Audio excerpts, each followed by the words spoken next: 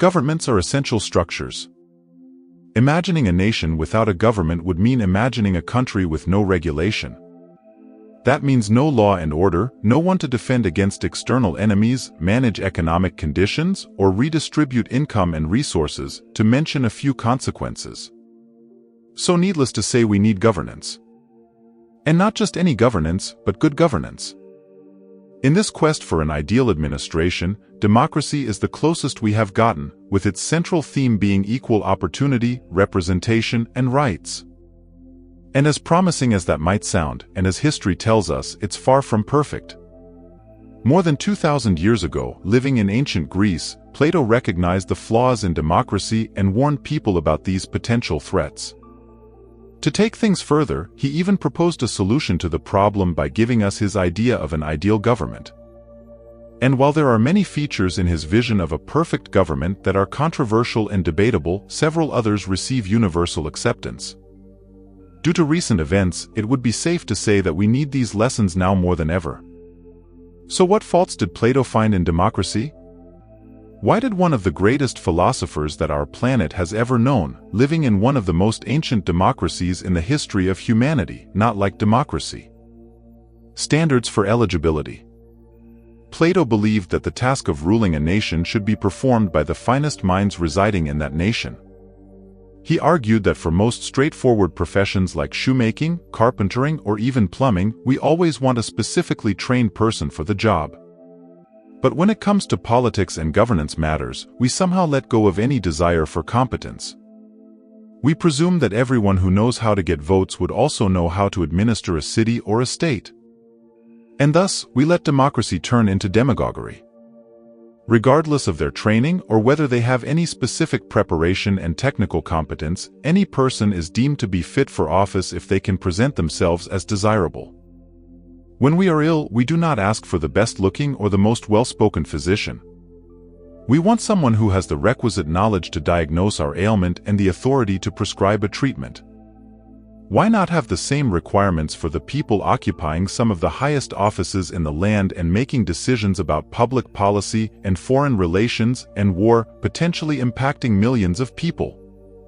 Someone with specific on-the-job training would always be more likely to make decisions that fall within the circle of the common good. Plato suggested that every person should have an equal chance to showcase their ability and make themselves fit for the complex administration tasks. Only those who have proved their competence should be eligible to rule. Public officials should not be allowed to hold office without specific training. To be suitable for higher office, a person should first have held a lower office well. Only with such checks and balances can we find the people best suited for office, who will rule for the common good and eliminate incompetence from governance. Educational inequalities. Democracy might promise equality at the outset, but an equal society is not what we find when digging deep. Some people are born rich, some are born poor. Some have access to the best education and some don't. And so in the absence of economic and educational equality, the tall promise of systemic equality falls apart. Plato desired that in any case, we must give to every child, and from the very beginning, full equality of educational opportunity. Since no one can predict where we might find talent or genius, so it's only fair that we must seek it impartially everywhere, regardless of class or race or position or privilege. The child of an influential businessman or a politician should start at the same level as the child of a daily wage laborer. And not only should rulers be educated, but also the people who are being ruled. Plato suspected, and rightfully so, that people are not equipped enough to choose who should lead the land without proper education and knowledge. As a result, they can be easily exploited. A politician making tall promises, assuring to work in the favor of various people's interests, calling himself the protector of the people, can quickly rise to power. As a solution to this, Plato proposed that municipalities and counties and states offer scholarships to all students who show a certain standard of ability but whose parents were financially unable to see them to the next stage of the education process. He believed that that would be a democracy worthy of the name. Human greed and corruption. Plato might have been a philosopher, but he was well versed in psychology as well. He understood that humans are not content with a simple life. They are acquisitive, ambitious, competitive, and jealous. Or in simpler words, they are never satisfied with what they have and always want what others have. As a result, it would only be a matter of time before the focus of democracy shifts from ruling for the common good and the nation's growth to politicians vying for economic prosperity and the political office's power. And this makes one ask, if the government itself is filled with chaos and takes away more from its citizens than it gives back, how is it possible to persuade the individual to obey the laws and confine their ambitions within the circle of the total good? To deal with this, Plato suggested that leaders and heads of state should set aside every other business and dedicate themselves entirely to the maintenance of governance, making this their sole profession and engaging in no work that does not fulfill this objective.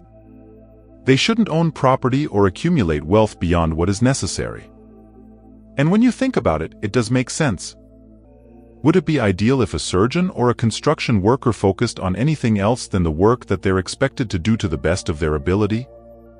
Or if your doctor was more concerned about making money off of you than treating your ailment? Then why is it okay for our heads of state to have any other focus than governance? Unless this conflict of interest is eliminated, democracy cannot be efficient and the nation cannot achieve its peak potential. Division of labor. It might seem like revolutionary thinking today, but even 2,000 years ago, Plato held the opinion that the division of labor must be by aptitude and ability, not by gender. And that there should be no discrimination based on the grounds of gender, especially in education. He believed that a girl should have the same intellectual opportunities as a boy, the same chance to rise to the highest positions in the state. And if a woman shows herself capable of political administration, she should be allowed to rule.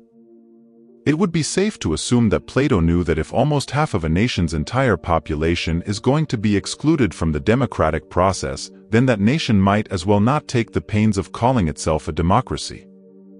Conclusion. Now, are some of these ideas overly idealistic?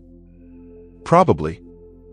But it is our task to adapt these ideas to our times and circumstances. Because there is nevertheless a value in painting these ideas. One of the biggest blessings of human existence is that we can use the gift of imagination to think of a better world. We can think of what can be, and if we strive for it, we can turn some of it into what is. Because at the end of the day, the state of a nation depends on the state of its citizens. Because the good man will act lawfully even in the unlawful state. So what we need are leaders and guardians who rise above individual greed and aspire for the growth of the nation and work to set up a system where universal education is the norm and people, regardless of gender, irrespective of class or race or economic background, receive equal opportunity to rise to the higher ranks in society. Because as Plato said, we need not expect to have better states until we have better men. Thanks for watching.